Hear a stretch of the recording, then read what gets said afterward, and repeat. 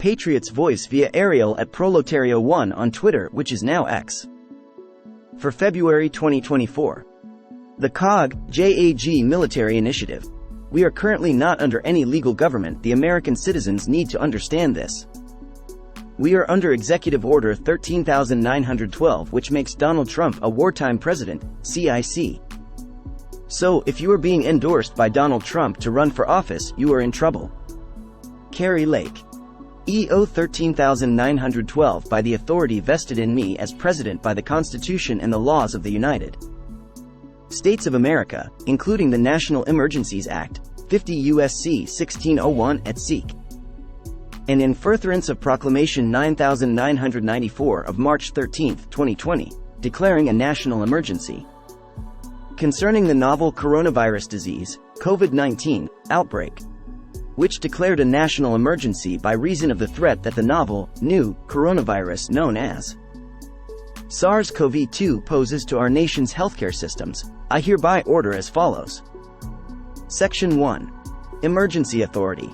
To provide additional authority to the Secretaries of Defense and Homeland Security to respond to the national emergency declared by Proclamation 9994, the authorities under Section 12302 of Title 10, United States Code, and Sections 2127, 2308, 2314, and 3735 of Title 14, United States Code, are invoked and made available, according to their terms, to the Secretaries of Defense and Homeland Security, the Secretaries of the Army, Navy, and Air Force, at the direction of the Secretary of Defense, and the Secretary of Homeland Security with respect to the Coast Guard when it is not operating as a service in the Navy, are authorized to order to active duty not to exceed 24 consecutive months, such units, and individual members of the Ready Reserve under the jurisdiction of the Secretary concerned,